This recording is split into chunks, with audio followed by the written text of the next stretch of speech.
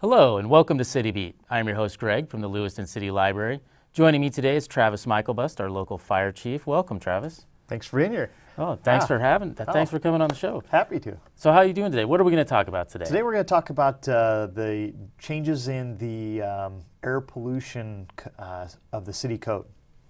Oh, okay. And so what does that mean to our average person? Well, what it means is we've had this code for quite some time, and a big portion of that code is actually related to open burning and what is allowed and what is not allowed inside the city of Lewiston.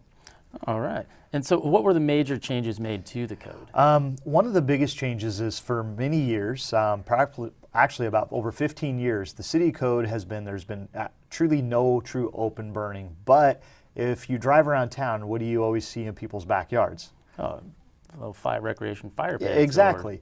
And so what it did is it was putting our fire personnel and the law enforcement in the city into a strange situation, because it was always kind of the told deal is, well, if I have a pack of hot dogs or some marshmallows, it's a cooking fire and it's perfectly legal.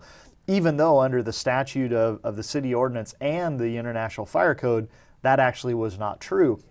And so we truly had to kind of deal with things back and forth. And so what I wanted to do was work with my staff and went to council and said, let's dial this in so we don't put people in a bad situation and make it enjoyable for our community, because it's truly where we're looking is our community likes that opportunity to have a portable fire pit in their backyard or an in-ground recreational fire pit.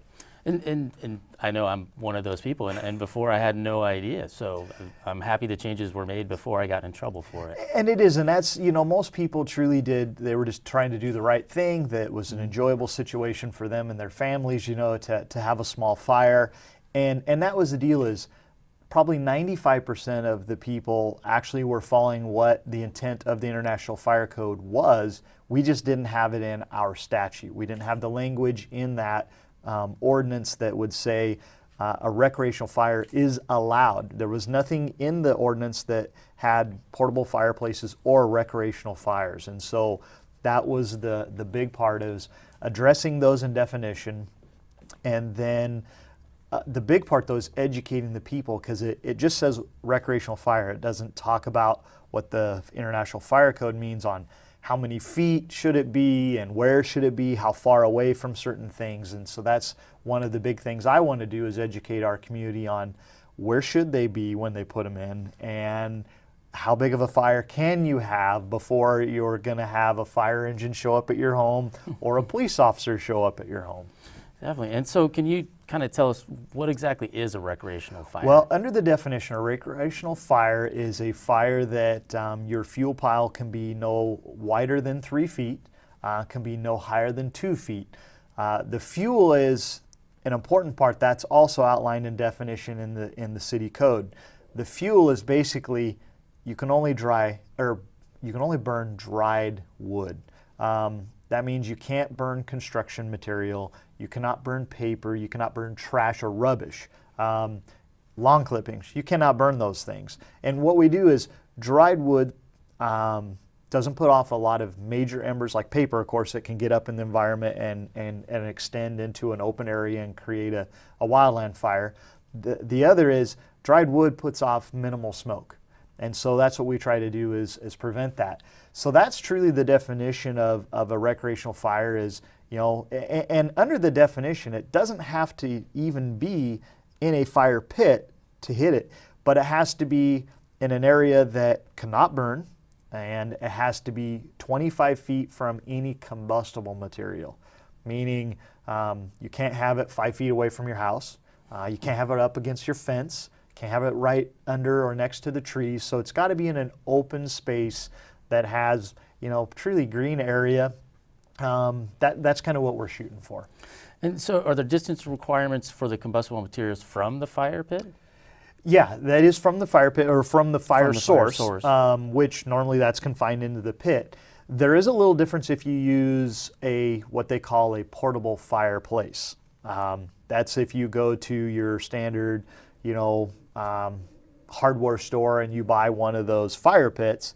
they're a little different. What you do there is recommended to follow the manufacturer's recommendation, which most of the manufacturer's recommendations say you should be, especially where they get a little bit bigger, they say, be 25 feet away from any combustible material. Some of the smaller ones, they do have limits where they're about 15 feet because you can't pile the fuel load into it to where you get the radiant heat. So we just say, follow the manufacturer's recommendations of that. And that usually kind of keeps you in a pretty good area. Oh, perfect. And so, are there food requirements for outdoor fires? Do we need to have food around if we have an outdoor fire? You do not need to have food around. So the old adage of, I'll just have a pack of hot dogs, you absolutely do not have to have any cooking material around, as long as you meet the requirements. 25 feet away from any combustible material, and have your fuel in a 3 foot by 2 foot high. And we do prefer, it is nice if they do, I just personally constructed a fire pit in my backyard. Now that the ordinance is approved, I'm like, okay, I want to come into compliance with it. And so we went to, to the standard hardware store. We dug it down a little bit in the ground. We put, some rock in the bottom, and then we built up with some cinder block, the small little walling, and just made a nice, it's about 4 foot across. And then that way you've got your fuel in the middle, and it just kind of contains it. It makes me, as a fire chief, but two, as just a citizen, a little bit more comfortable for that situation. And now I can get rid of that old package of hot dogs that have been out in the You sun can, for yeah. The hard seasons. Marshmallows that have been out there and they're rock hard, you can throw those things away, and the stinky hot Perfect. dogs can go in the garbage now. And are there any requirements for fire extinguishing equipment around? Yes, you still have to have some form of extinguishing agent around while the fire is in active fire going. So that could be a fire extinguisher, and what we say is you have to have a fire extinguisher that is at least rated as an A. There are 4 different types of fires out there. A is our ordinary combustibles. That's what you're supposed to be burning in the fire. So you could have one of those. You can have a garden hose. You can use dirt, sand, anything that you could extinguish the fire. I prefer and I'm a great example. My residence is bordered up against wildland. On 2 sides.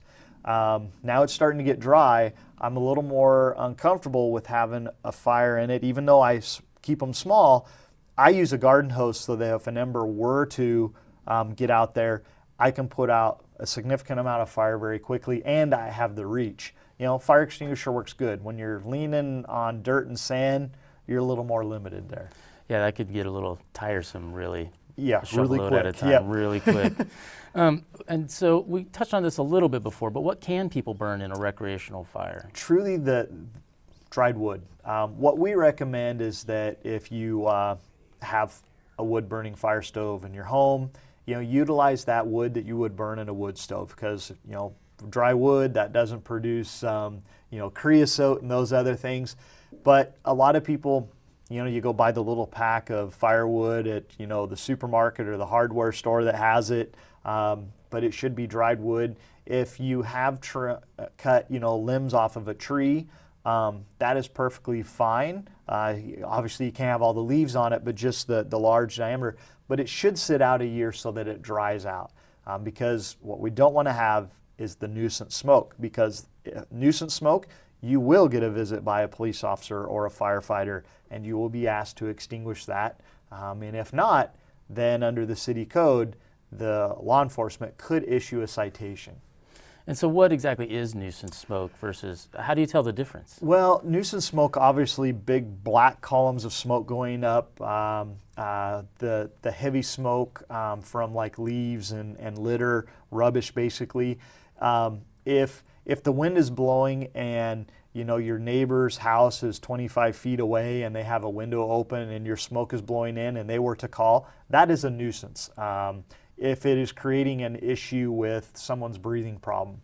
Normally, in normal circumstances with dry wood, the smoke goes up, or sometimes there's literally next to no smoke from it.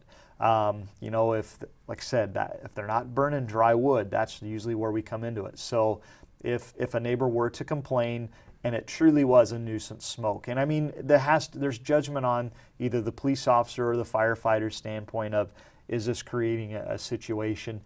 Usually we don't have a problem because most people truly have been great about burning the right stuff. Where we have had issues is too big of a pile. That means you cannot burn the old Christmas trees. Believe me, after Christmas we see that, and I mean, you know, we get calls and there's 15-foot flames going up. That becomes an issue for us. So we look at that. No bonfires, obviously that is strictly prohibited. The only way that could be approved is it has to come to myself as the fire chief, and I work with my fire marshal, and we would determine, and that would have to be more of a celebration type event, and so that's what we'd be looking at for those situations. And when is open burning prohibited in the city of Lewiston? Truly, it is strictly prohibited all the time. There is no open burning. Years ago, so if you lived in Lewiston for a while, you remember back in the month of April, you could open burn. You could cut your tree limbs and everything basically outside of grass clippings you could burn. So they strictly is prohibited except for recreational fires, barbecues, outdoor fireplaces, and then there are some situations that fall under my purview as a fire chief. If we have a training house that we feel, which we have to go through some EPA and DEQ approvals and permitting for us, and then there are, if we see a significant amount of weed abatement that I felt as a fire chief we're in a situation we could safely burn to eliminate that, we could do those. So there are some situations that me as the fire chief, I can allow those situations. It's mainly for training or for fire safety. But for the general public, your best bet is if it's not a barbecue, if it's not an outdoor fire pit or recreational fire, burning is not allowed, and you will get a visit from either the fire department or the police department. Or both. Or both, yes.